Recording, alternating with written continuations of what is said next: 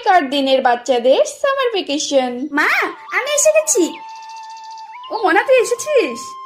হ্যাঁ রে মনা, আজ ভীষণ গরম। হ্যাঁ মা, আজ অনেক গরম। দাঁড়া, আমি তোকে লেবুর শরবত বানিয়ে দিচ্ছি। ও মা, দাঁড়াও দাঁড়াও, একটা জিনিস আছে। এই দেখো। আরে, আম কোথায় পেলি? রাস্তা দিয়ে আসার সময় দেখি আমটা পড়ে আছে, তাই ভাবলাম নিয়ে যাই। ও তাই? আচ্ছা দে, তাহলে এই আমটা দিয়ে আম পোড়া শরবত বানিয়ে দিই। দাঁড়া আনছি। এই নে মোনা, শরবতটা খা। হয়ে গেছে, দাও।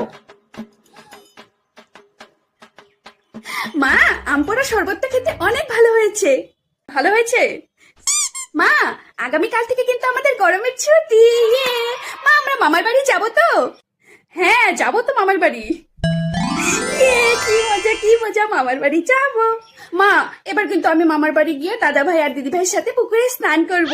তুমি কিন্তু না করবে না, ঠিক আছে? আচ্ছা ঠিক আছে, তুই দাদা ভাই দিদি ভাইদের সাথে পুকুরে স্নান করিস। আর পুকুরের মাছ দিয়ে ভাত খাবো, আর দিদুনের থেকে অনেক গল্প শুনবো।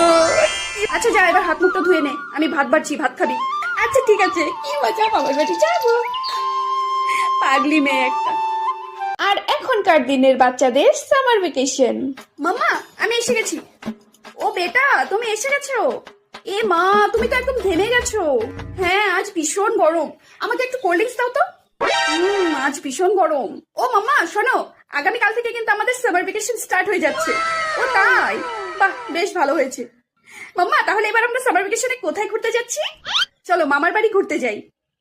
ও মাম্মা, আমি মামার বাড়ি যাব না। মামার বাড়ি একটা বোরিং জায়গা, সেখানে কিচ্ছু নেই, শুধু যাও, খাও দাও আর ঘুমাও।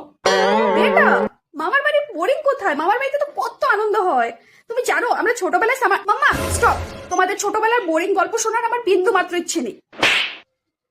মামার বাড়ি গিয়ে পুকুরে স্নান করেছি, পুকুরের মাছ খেয়েছি, দিদুনের কাছে গল্প শুনেছি, এসব শোনার আমার একদম ইচ্ছে নেই। তাই এসব কথা বন্ধ করো, আর পাপাকে বলো যে আমাদের মানালি ঘুরতে নিয়ে যাবে। আচ্ছা ঠিক আছে, তোমার পাপা আসুক, তাহলে তোমার পাপাকে বলি টিকিট গুলো বুক করতে। আচ্ছা ঠিক আছে, মানালিতে গিয়ে অনেক ভালো ভালো ফটোস ক্লিক করবো, সেগুলো সোশ্যাল মিডিয়াতে আপলোড করব, অনেক লাইক পাবো। ইয়ে